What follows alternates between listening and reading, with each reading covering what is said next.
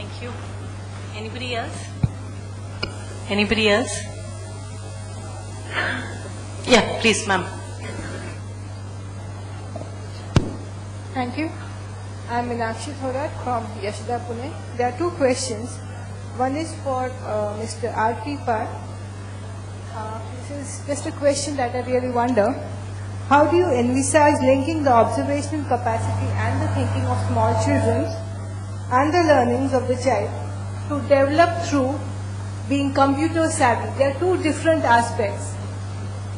When you are thinking about sort of disseminating education to so many of the students at the grassroots level, how do you envisage linking the two, the social aspect as well as, making them just computer savvy? This is the number one question. Similar question to Dr. Anjali Prakash, who talked about challenges in education, and if I'm not wrong, she spoke about translation of learning. Now here the same question arises: how does a child relate it to the real life situation? That is the social aspect of it.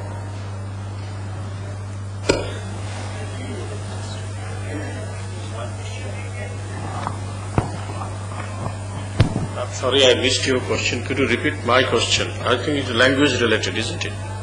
Well, it's not language. Okay, I'll just repeat it for you. Yeah. How do you envisage linking the observational capacity and the thinking capacity of a child to learning it through a computer and the social milieu in which the child is being brought up? Are you making a child only computer savvy, or are you really educating a child to deal with real life situations? Yeah, I respond to that. It's a question, not that I know the full answer to it. I mean, it's only an effort to make the cognitive facilities of a child improve by several means. One of them could be language. Another of them could be kind of a training, basic exposure and training at the hands of a teacher who is a senior learner. And that is one aspect which I feel this was being discussed about on a salary scale or higher payment about. I feel that teachers who undergo this e-learning training in order to impart it to the younger children, to their students, need to do it well. And especially those who are trained well could be allotted to the remoter schools. Because essentially urban children are basically savvy on these aspects. They handle computers at home, they handle computers in the school, and they will be in any case familiar with that.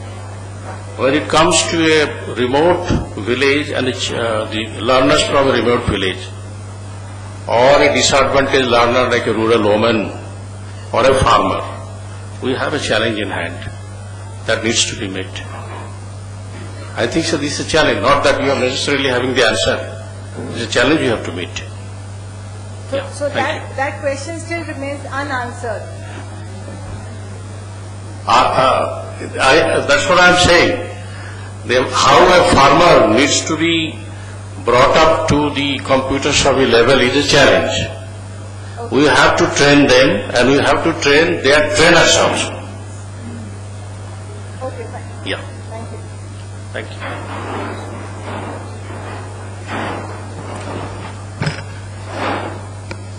Anybody else? If there are no other questions, we can. If I might have the liberty, I would just like to respond to two things that actually came up. One in response to Mr. Hari Ayer's point. So we do have achievement level surveys done by caste, done by income level.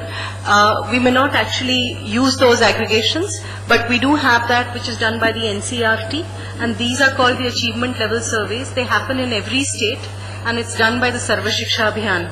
So you do have that kind of data which is there. But yes, one of the biggest issues that we constantly face is that teachers often complain that they don't have access to good enough and flexible administrative solutions for them, because they're constantly writing names and caste and for every child. So maybe technology that can think of maybe touch screens or things which are truly relevant, that can work, say, in the hardy conditions of maybe Bikaner of Rajasthan, where you have a lot of sandy areas and you have no electricity. So maybe hardware and software which is adequately configured can be something that can actually be thought of.